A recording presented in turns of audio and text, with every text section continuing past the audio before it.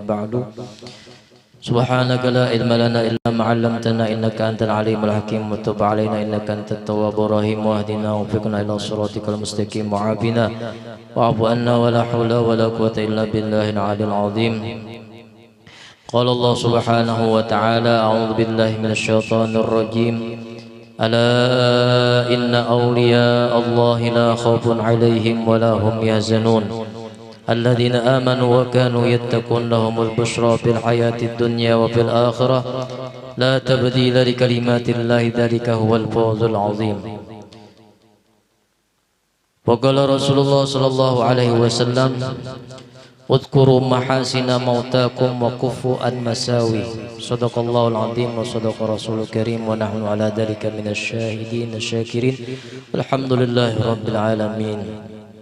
Sedikit daripada manakib Al-Alim Al-Allamah Al-Syekh Kiai Haji Muhammad Zaini bin Abdul Ghani Abah Guru Sekumpul. Mudah-mudahan beliau diberikan Allah Subhanahu wa Ta'ala rahmat yang begitu luas dan diluaskan kuburan beliau serta diampuni segala kesalahan beliau, dan mudah-mudahan kita pun juga mendapatkan syafaat daripada beliau semua dan diampuni segala dosa-dosa kita semua berkat berkumpul-kumpul di sini dengan membaca burdah dan sekaligus baca manakib beliau sedikit. Amin ya rabbal alamin. Adalah hal beliau itu sewaktu masa kecilnya termasuk hamba Allah yang mahfuz, yakni yang dipeliharakan oleh Allah Ta'ala dari hal yang tiada terpuji. Sebagaimana diriwayatkan bahwa nenek beliau yang bernama Salbiyah pernah dipesani oleh Tuan Guru Zainal Ilmi bahwa di rumah beliau ada seorang dipilih oleh Allah agar ia memeliharakan dia. Tiada lain adalah cucunya sendiri, yaitu Muhammad Zaini radhiyallahu anhu. Dan juga beliau halnya adalah tiada pernah ihtilam seumur hidupnya, hingga baliknya hanya dibebaskan hanya disebabkan umur beliau, yakni tatkala umur beliau telah mencapai 15 tahun. Demikian pula ketika beliau dibawa oleh salah seorang keluarga beliau untuk menonton film di bioskop, akan tetapi ternyata listriknya padam hingga tidak jadi melihatnya, dan kemudian daripada itu bioskop itu pun roboh. Adalah hal beliau di masa itu sudah menampakkan khawariqul adat, yakni beberapa perkara yang menyalahi kebiasaan.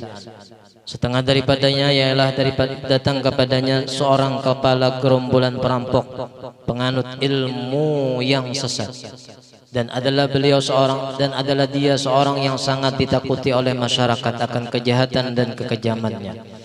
Hingga ketika perampok itu bertemu dengan beliau, maka perampok itu minta kepadanya agar diluruskan akan i'tiqadnya yang sesat serta dibimbing oleh beliau untuk bertaubat kepada Allah Subhanahu wa Ta'ala. Adalah ketika itu usia beliau belum mencapai umur balik, sering mendapat bisyarah, yakni kabar gembira berupa mimpi yang baik. Di antaranya pada suatu malam Jumat adalah beliau bermimpi melihat sebuah kapal besar. Pada dinding kapal itu bertuliskan Safinatul Auliya, dan di depan pintu kapal itu telah berdiri seorang penjaga yang berpakaian baju jubah putih. Ketika beliau ingin masuk ke dalam kapal itu, maka dicegah oleh penjaga kapal tersebut, dan adalah mimpi beliau itu berulang-ulang setiap malam Jumat hingga 3 kali berturut-turut bermimpi. Pada mimpinya yang ketiga itulah beliau dipersilahkan untuk memasuki kapal tersebut hingga bertemu dengan beberapa orang waliullah. Di antaranya adalah seorang Habib yang bernama Habib Abdullah Barokbah. Adalah beliau pernah pula bermimpi bertemu dengan 2 cucu Rasulullah, yaitu Sayyidina Hasan dan Sayyidina Husain radhiyallahu anhuma, yang membawakan baju jubah putih lengkap dengan sorbannya, hingga memakaikan oleh keduanya akan pakaian itu kepada beliau, serta memberi nama oleh keduanya akan dia dengan nama Zainal Abidin, atau perhiasan cantik bagi ahli ibadah.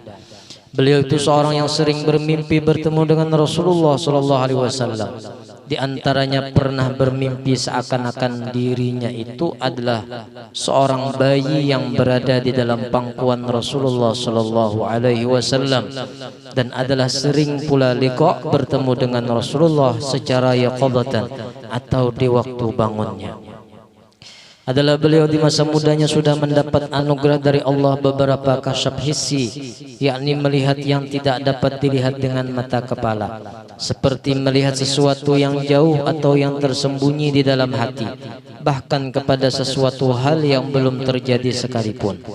Adalah beliau itu senang beruzlah, yakni menjauhi dari banyak bergaul dengan manusia.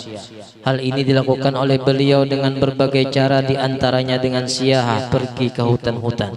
Ketika siah itulah batu-batuan dan tumbuh-tumbuhan, memberi salam dengan menyatakan bahwasanya beliau adalah seorang waliullah, serta menyatakan nama dan khasiat daripada semua tumbuh-tumbuhan itu. Akan tetapi beliau tiada memperdulikan akan itu semua karena tidak mau terhijab daripada Allah Subhanahu wa ta'ala. Dan adalah sebagaimana yang dikhabarkan oleh Tuan Guru Haji Abdul Mu'in di kampung Dalam Pagar, bahwa ketika seorang waliullah yang bernama Habib Ahmad bin Muhammad As-Segaf Semarang yang datang berkunjung ke rumah Tuan Guru Haji Badruddin rahimahullah ta'ala wa radhiyallahu, banyaklah orang yang datang menemui Habib tersebut. Dan ketika beliau sedang bersama dengan Habib, datanglah seorang ulama yang ingin bersalaman dengan Habib tersebut. Maka Habib menyuruhnya untuk terlebih dahulu bersalaman kepada beliau, seraya berucap, cium tangan Zaini, cium tangan Zaini, ini kutub cilik, ini kutub kecil. Maka menciumlah ulama tersebut akan tangan beliau, padahal di masa itu beliau adalah masih menuntut ilmu di pondok pesantren Darussalam. Di antaranya guru beliau yang pernah beliau menuntut ilmu di Darussalam ialah yang mengajarkan akan ilmu tauhid dan ibadah dan akhlak karimah serta membaca Quran. Kemudian dilanjutkan belajar membaca Quran kepada guru Hasan Pesayangan. Dan ketika usianya 7 tahun sesudah mulai ia belajar di Madrasah Islamiyah Kampung Karatul Martapura, dan adalah guru-guru beliau ketika itu Guru Abdul Muiz dan Guru Ahmad Zaini Umar, dan juga guru-guru beliau pada beliau waktu berumur 9 tahun. Beliau belajar di Madrasah Darussalam Martapura.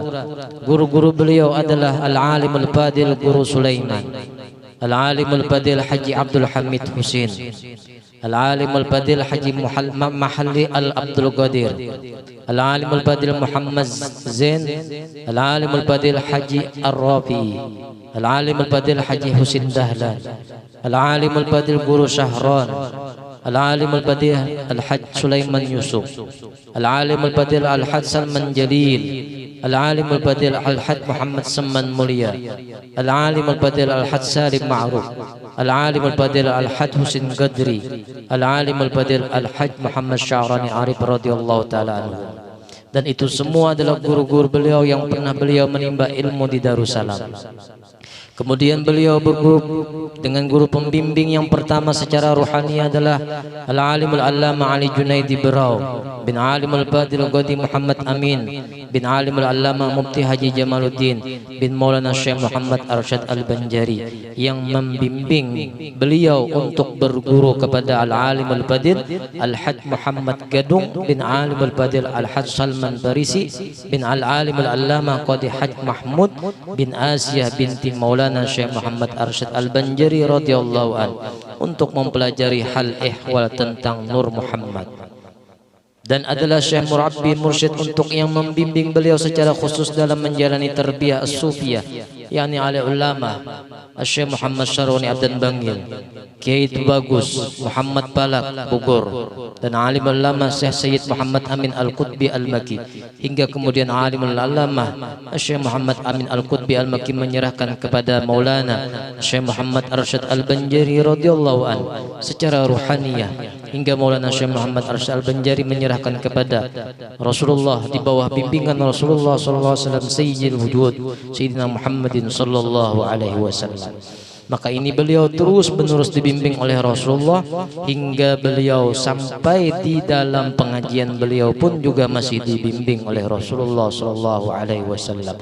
Oleh karenanya bagi kita semua yang pernah kita bertemu dengan beliau, sezaman dengan beliau, pernah mencium tangan beliau, pernah berpelukan dengan beliau, pernah musafahah dengan beliau, pernah musabakah dengan beliau, maka selalu kita berhumbung ittisal kepada beliau walaupun beliau sudah tidak ada, namun hubungan itu terus melekat di hati kita semua, dan mudah-mudahan beliau pun selalu membimbing kepada kita semua zahiriyah wal batiniyah, dan selalu membawa kita ke jalan yang lurus, selalu menjagakan kita agar kita terhindar daripada perbuatan maksiat, dan apabila kita salah ditegur oleh beliau, dan mudah-mudahan kita pun apabila rindu bertemu dengan beliau ketika di dalam mimpi kita, di dalam tidur kita, sampai bertemu dengan secara yaqadah, langsung bertemu dengan beliau. Inilah khalifah daripada Rasulullah sallallahu alaihi wasallam.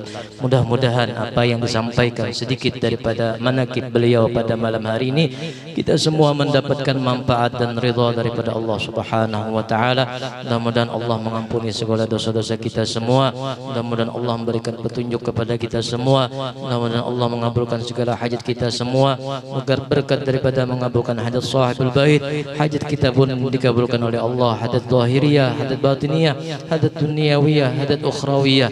Mudah-mudahan kita dalam keadaan husnul khatimah bijahin Nabi sallallahu alaihi wasallam wa bijih Syekhina Zain, Syekh Muhammad Zain bin Abdul Ghani ala hadhihi niyah wa kunatin salihah wa ila hadratin Nabi sallallahu alaihi wasallam. Al-Fatihah.